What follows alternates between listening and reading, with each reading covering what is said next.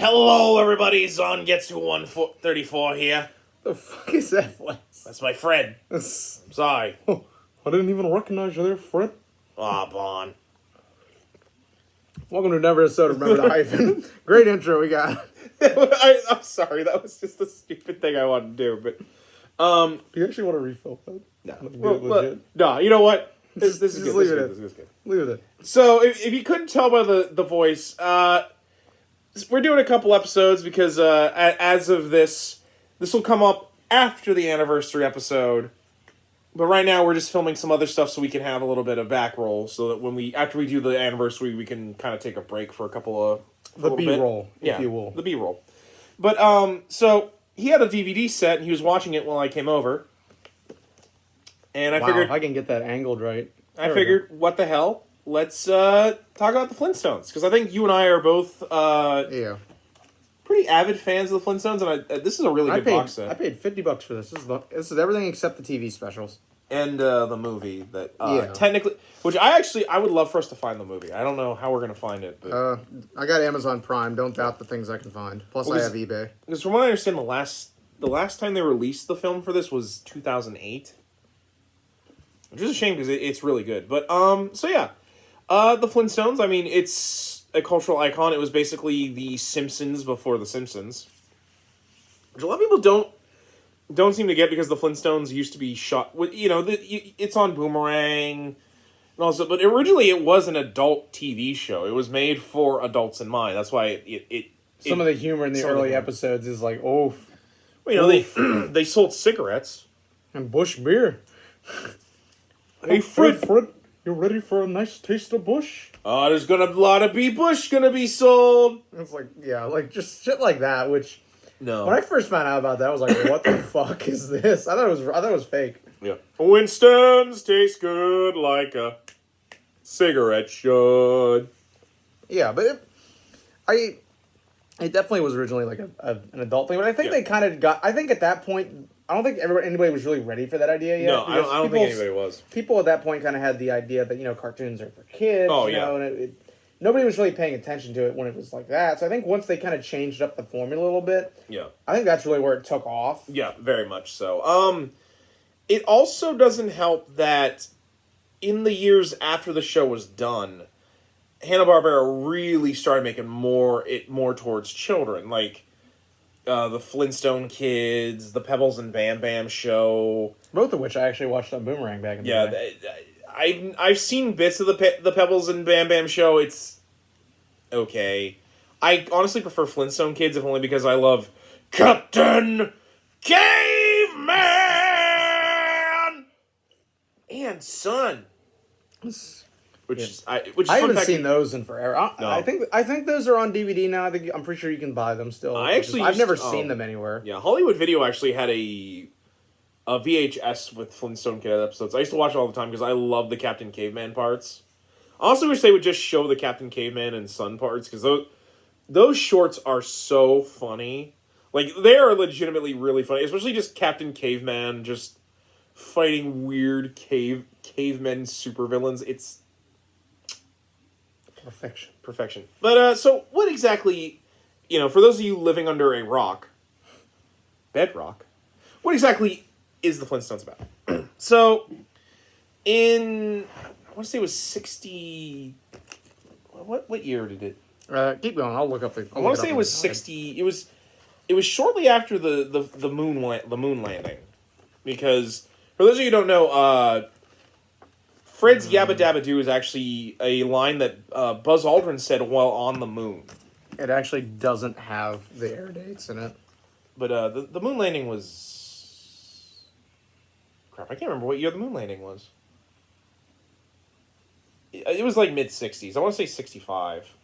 Oh, wow. Okay, so, not to get off topic, but apparently the first season... It also does have the black and white. Oh, it actually has the black and white. No shit. It wouldn't surprise me if they have both. You can watch it originally as aired. Because that's kind of like how Bewitched is. You can get colorized versions, but you still can get the original black and white. Probably not helped by the fact that... sadly, they can't ever air, like, the cigarette stuff, because, like... I'm amazed that's on YouTube. Like, I'm amazed that somebody hasn't copyright claimed that. Because, that's the problem with a lot of Hanna-Barbera stuff is that because Hanna-Barbera is considered such a children's product, it a lot of the stuff before it got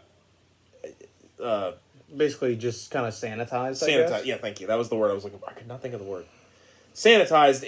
You can't get a lot of it. It's not like the Looney Tunes where they could release Release them, but have Like like, the a Warsh- little yeah. intro. Be like, hey, like here's the context for this. yeah, like to and that because a lot of people like get mad about Disney with that, and I'm like, I don't agree with it either, but like What, like how Disney refuses to just re-release Song of the South? yeah, or like some of their wartime effort stuff.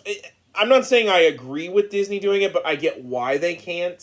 Yeah, I get both sides of it. I think Warner Brothers does the right approach, which is make it available.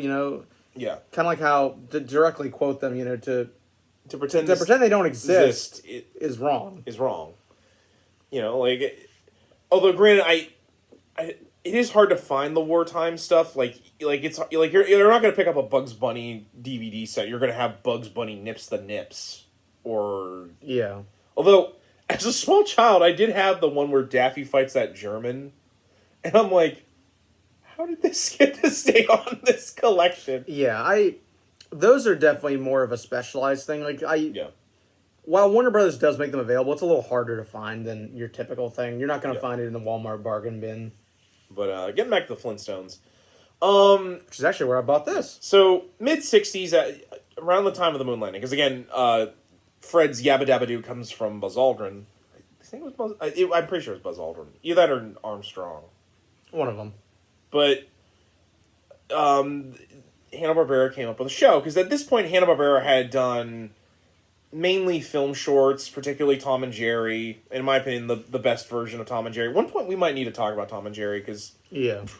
Like- I'd be down for that. I love Tom and Jerry, but like I'm not because I know one of my friends on Watchtower doesn't like that I don't like the Chuck Jones Tom and Jerry short ones. I'm honestly not crazy about the Chuck Jones ones either, if it helps. They feel too much like the Roadrunner or some of his other. Yeah.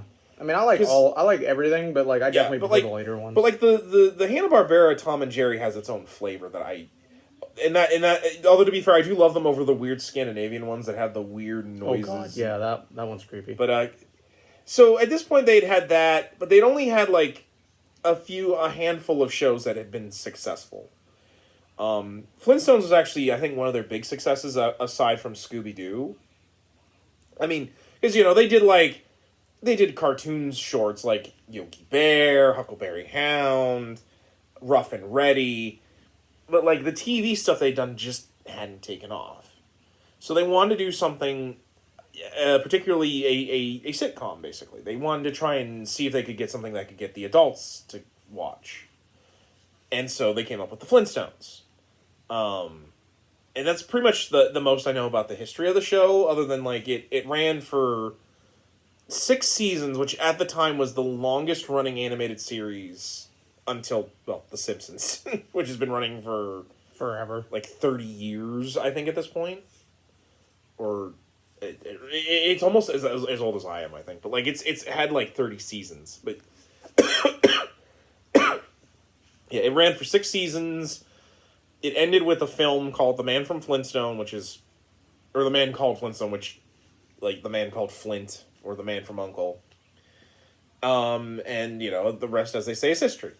So what is your feelings on the Flintstones? And So I kind of have an interesting take on everything, maybe just because as long as I've been alive, I've always been interested in older stuff, you know what I mean?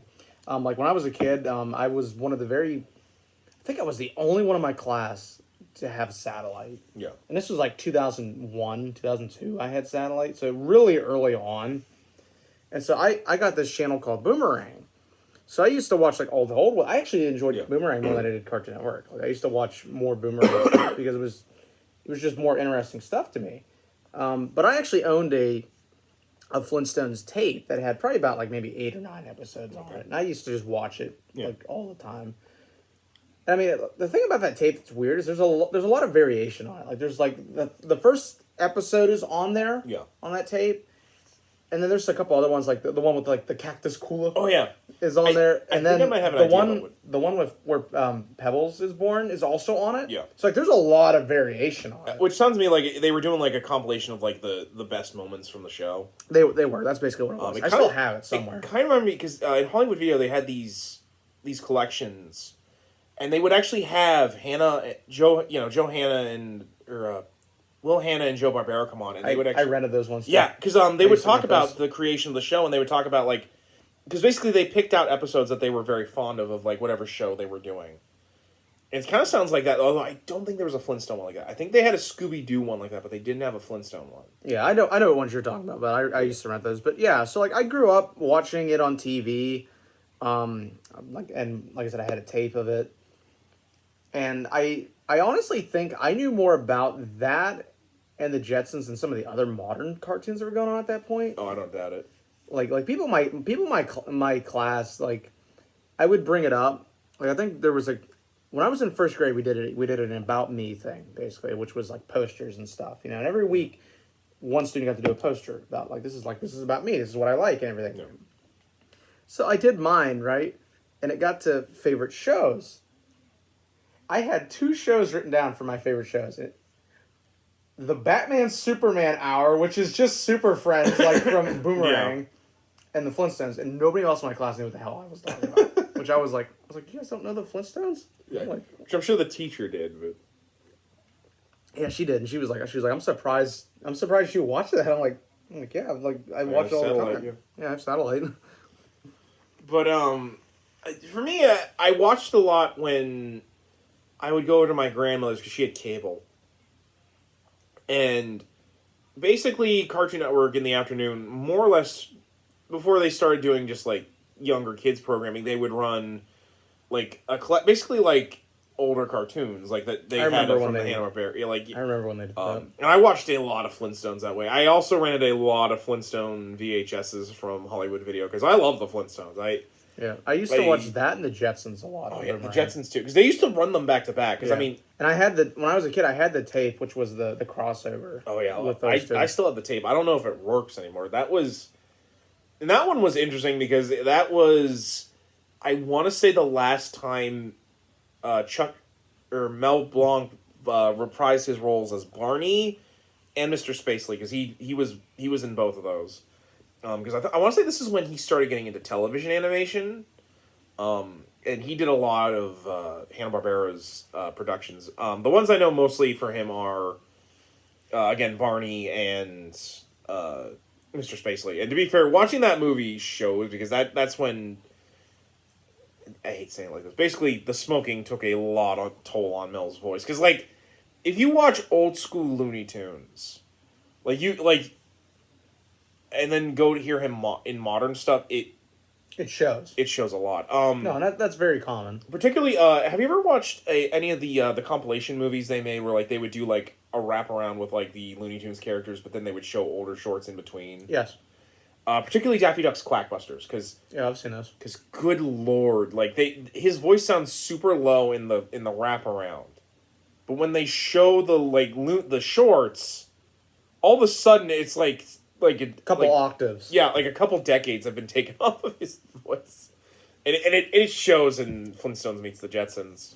Was it Jetsons Meet the Flintstones? I can't remember which way it was. Jetsons Meet the Flintstones, I'm pretty sure. Which is hilarious, because I think at that point the Jetsons were more popular, but that's just because I think they made newer episodes of the Jetsons. They just made flat-out newer episodes of the Jetsons. They didn't... I think they did. It wasn't just the Flintstones. I wouldn't mind getting the complete series for the Jetsons. I don't know if I'd pay as much as I paid for this, because I paid $60 for this set. Especially because, I don't think it would be as much, because I think the Jetsons is only 2 seasons, technically. Yeah.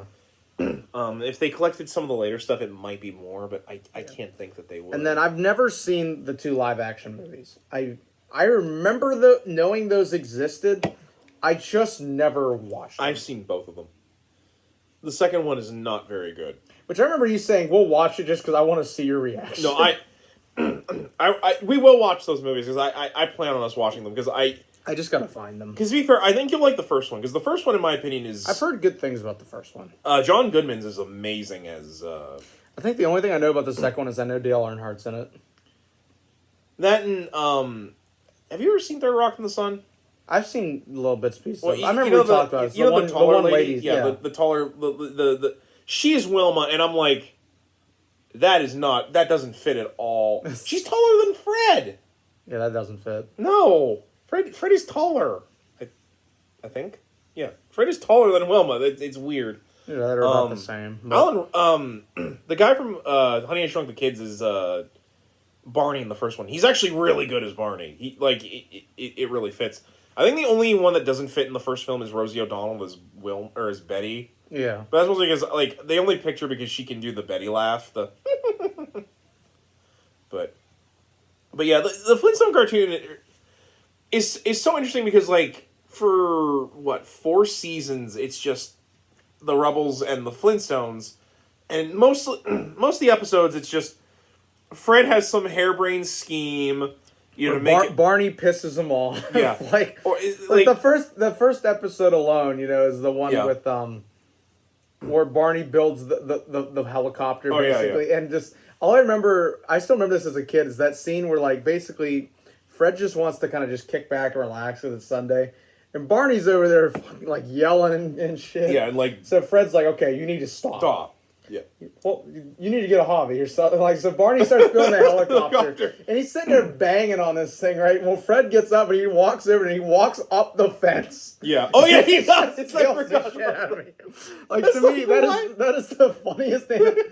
I remember that as a kid thinking that was the funniest thing. Because it still looks goofy as shit. Oh, yeah, because it's the he's so pissed he's dividing gravity. And because it's Hanna-Barbera, which I like Hanna-Barbera, but all of their cartoons are made on a budget of $5. So they just said, "Fuck it, I'm not changing it back." Yeah, no. So he's just gonna walk up. No, because that's one of the reasons why I find the Flintstones so entertaining. Is just all the shit they did to keep budget down. Is that a split I see? Just watch the ball, Barney. Throws it and it cracks it in half. It's like, what the fuck? No! That's actually the reason if you ever go bowling with me, because I do bowl occasionally, I do a lot of that shit. I'll reference Flintstone stuff because I'm like, that's the only thing I know about bowling. What's also funny because, it's the other thing that everyone remembers is the appliances using animals. What's funny is I don't think the animals talked in the show until the later seasons. Yeah. Because and even in the first episode when Barney goes to use the cooler, it's a guy in there. It's not an animal. Yeah. So I think that came a little later when they tried to sanitize stuff a little bit. Yeah. Well, because because they had some of it. The one episode we were just watching, the cops had that weird armadillo dinosaur thing that they were riding on top of. Instead of the other cars where they literally push it with their feet. But because a lot he said, a lot of the stuff that people know it for takes place in the later seasons. They starting with the first, because this show it was funny, but it had a lot of rating slumps, and of course the first rating slump they got past was having Fred and Wilma have a daughter, which was Pebbles, and then the Rubbles. Because I know in the movie they adopted Bam Bam. Because I want to say in the TV show they adopt Bam Bam. They don't have Bam Bam like a baby. I think that's how it is. It's been so long since I've seen that episode. I would have to go back and rewatch it. But basically, because one of the more common complaints about the Flintstones is it's just the honeymooners but cavemen. So what is their decision to do? Why, Paul and I love Lucy, of course. So let's just have Fred and Wilma have a kid. Now I want to. Hey, Fred, you're wearing a groove in the floor. Oh yeah, oh yeah. When she's having the baby, you're wearing a groove in the fucking floor. I remember that because he goes to get a physical in that episode too, and he has a ball or something, and then they take a because he's afraid about I remember and that. He had a bottle of suntan lotion or something, and so they take it from the suntan lotion. Oh my God, Mr. Flintstone, you're incredibly ill. No.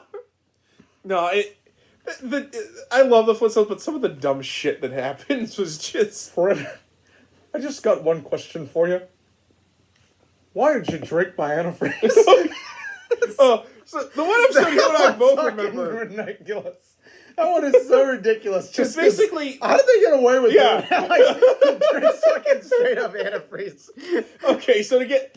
One of the episodes I always remember is the... Because this is another... Because have you ever seen Harvey Birdman, Attorney at Law? Yeah. Have you seen the episode with the Flintstones where he's the Yabadon? Yeah. Where they bring up the fact that Fred constantly gets banged on the head and he gets different, like, identities? Well, this is the start of that, because Fred had a rough day at work or something like that. And he just wanted a cactus cola. So but Barney came over and drank it, so Fred gets pissed and goes over. He sees a random white ball that looks like the cactus cola. And Barney's just even like, no, Fred, you don't want to do this. So he drinks it. He's like, how do you say that, Barn? Oh, Fred. Why should you drink my hand? He's like, oh, you poisoned me, Barn. I don't know why that has always stuck with me. I think I referenced that the one day. Yeah. I was like, you were like, I need to get something to drink, and I'm like, oh, you want to get a nice cactus cola? And I'm like, Flintstones. But like, he drinks. I don't know why. That is, to me, that's like one of the funniest things in the whole series. It's just that episode where he just straight up drinks fucking antifreeze. It's like, that one, the one where he tries to get Wilma a piano for her birthday, and he ends up buying like one stolen, and the police have to take it. So they bring it to him so that they can sing like a happy anniversary. No, it's for their anniversary. And then the police start wheeling it away, and so Fred has to chase it. So dumb. But yeah, so like the first big rating slump was them bringing in the kids. I think it's also when they introduced Hoppy, the Rebels' pet kangaroo dinosaur. Yeah. Which, to be fair, I don't think a lot of people remember Hoppy. I barely remember anything about him. Yeah, he literally is just Dino except a kangaroo. And to be fair, I think people more prefer Dino anyways, because like who doesn't love Dino? Like he's just a brontosaurus dog. Yeah. And so yeah, you had of course them, and to be fair, I think the seasons with the kids aren't bad. I think that I enjoyed the whole thing. Like I don't think there's really a bad season at all.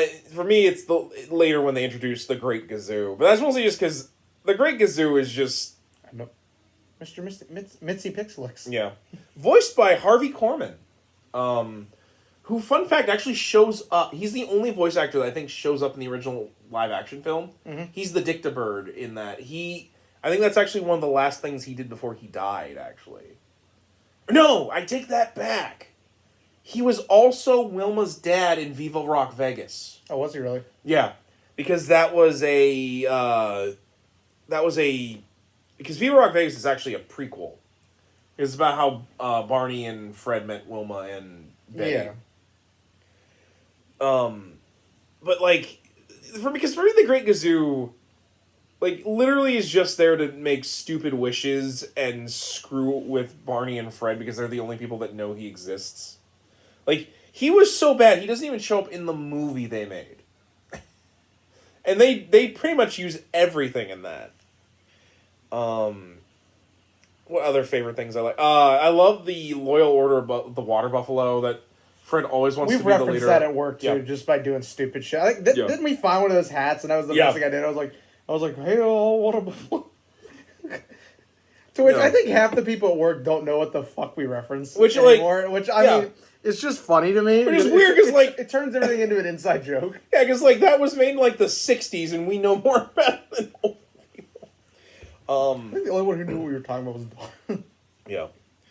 Well, of course, always Doug. And to be fair, there were a lot of specials and other things too because like the show is only 166 episodes, but like there's like these specials where like they introduced like. They had like I remember the Christmas one. They actually had a couple Christmas ones. They did a special in the '80s where they did a Christmas Carol. You don't want to talk about On the Rocks? Oh, yeah, that was made by. Which I don't think has ever been re-released. No, it has not been re-released. Yeah, I mean, you can find it on YouTube. I'm pretty sure. I think it might even be on Archive. I wouldn't be surprised. So after Cartoon Network and Warner Brothers acquired the rights to Hanna-Barbera, they wanted to do a lot of things in the 90s to try and kind of make use of this IP they had.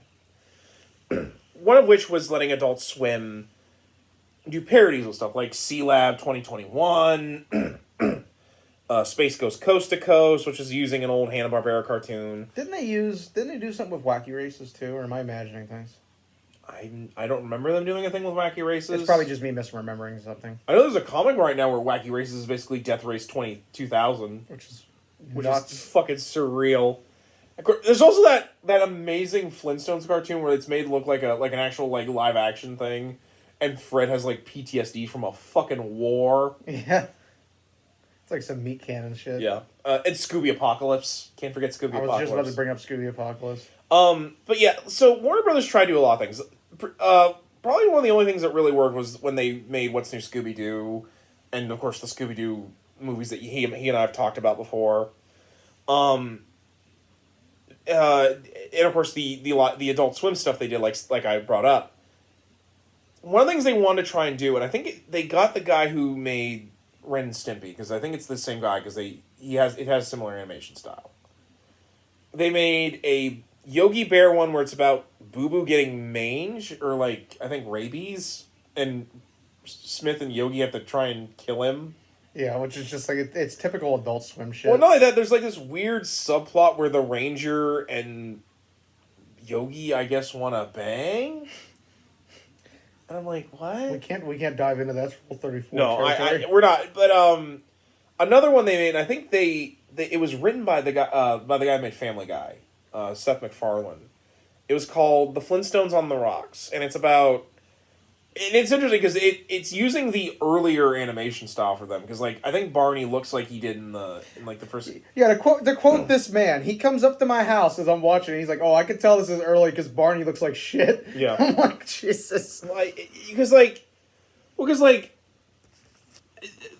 again, this is the much more like streamlined nicer one. But like, because Barney don't look like this. Barney looks ridiculous in the early episodes of it. He looks like a fucking animal. But like, to be fair, like, because like there was the same with the Yogi Bear one. They wanted to try and make it look like the really early stuff. And it's about about Fred and Wilma, basically, because it takes place technically after Pebbles and Bam Bam get married, because like they even mention that like they're going through empty nest syndrome. Yeah.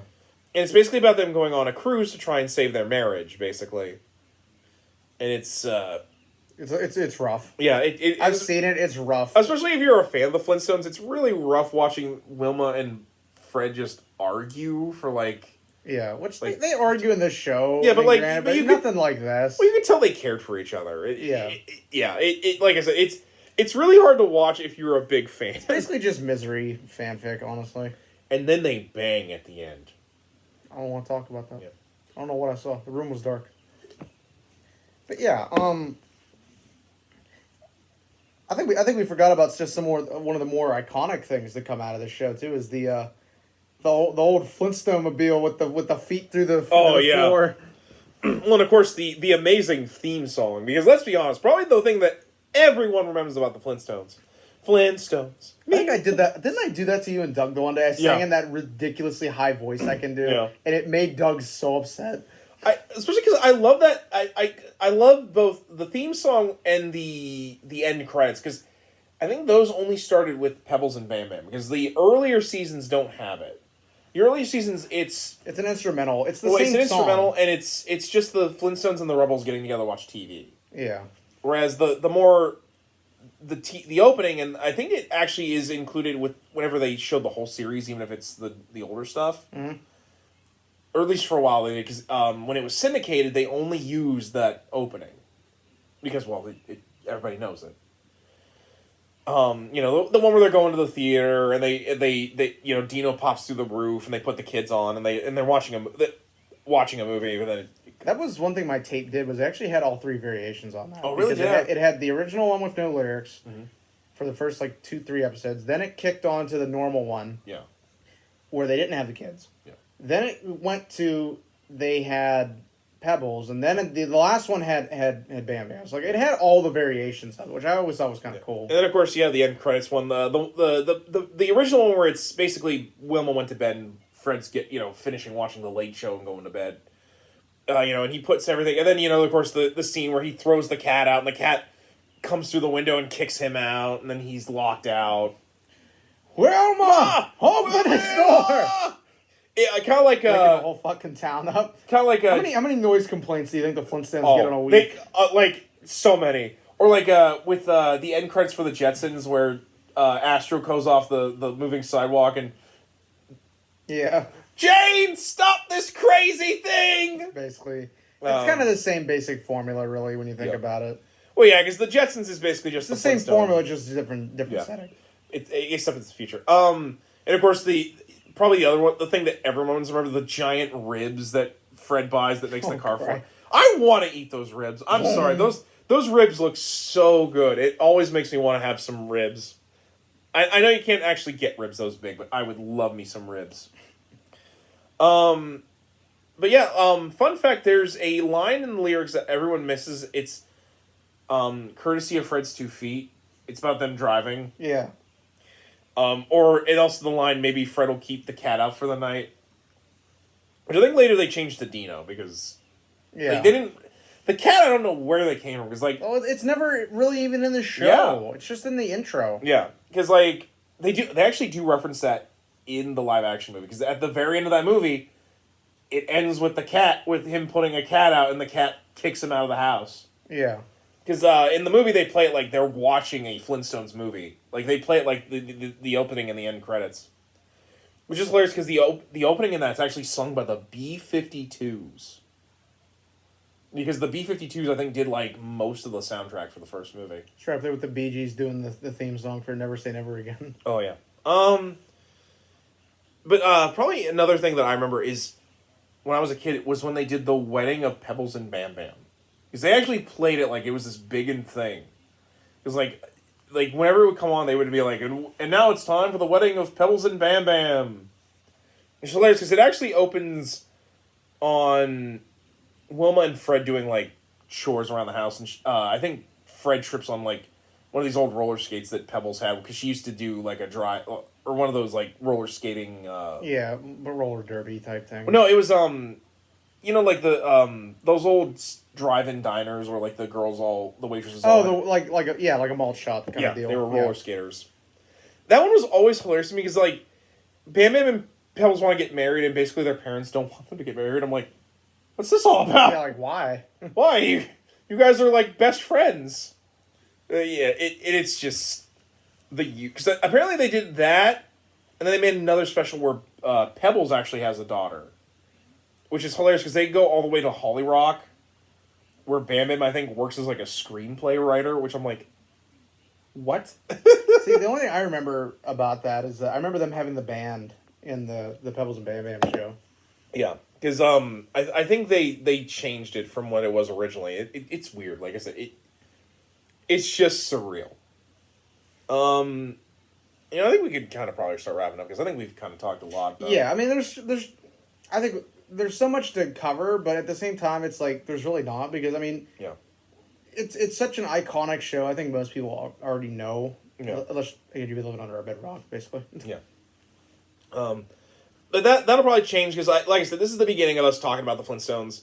The next thing I want us to try and do will be the live action stuff. When I can find them. I mean, if I find them on tape, I'll just be like, I'll bring my VCR over. Yeah, well, I think you can find the first one on VHS. The other one I think is only DVD, but I'll have to look. You'd be surprised at what I can find. I also want us to try and watch the man called Flintstone because that one is a favorite of mine, and it's sad that nobody really talks about it. I also have a lot to talk about because that actually has a foreign dub that brings up the bad guy in the film in the foreign version. I think it's the Hungarian cut. He's gonna launch a missile in the air to make everyone addicted to cocaine. Yeah. But otherwise, Fred, I got some really good shit from Peru this time. And maybe one of these days we'll talk about Fruity and Cocoa Pebbles. I've actually never had those. I'm not gonna lie. I think I've had. I'd be willing to do a taste test, but I've never had them. So yeah, that'd be fun. Because I want to say that's like the only thing that's really relevant about the Flintstones anymore. Maybe we'll watch the Flintstones WWE movie. Let's yabba dabba do this. We forgot the best thing to ever come out of the Flintstones. Well, Is it the robot Oh, chicken jeez. skin? Oh, jeez, Fred. I just wanted some Steal of your your fucking cereal. Listen, Oh, if you've God. never seen that, look up on YouTube Flintstones Robot Chicken. It's the one where Barney accidentally kills Fred. It is the most Disturbing. fucked up, disturbing No. thing, but it's so funny. One of these Because days he we just need- starts killing everything in the house. Yeah, one of these days we need to do a robot chicken. Because I love robot chicken. A witness. A witness. Like, No, Jesus my Christ. favorite Pebbles commercial is the Christmas Pebbles one where Santa makes them actually agree to... Because every time I watch it, all I can think of is, hey, Fred, how can we be celebrating Christmas? Jesus hasn't been born yet? Just eat your fucking cereal, Bon. But... P.S. I invented paper. Bitchin'. But anyway, guys, I think that's going to wrap it up this episode. As always, I'm Zangetsu Rubble. I can't do a Fred voice. And he's average Joe Stone. Joe Stone. And as always, We ask you, remember the hyphen and take care.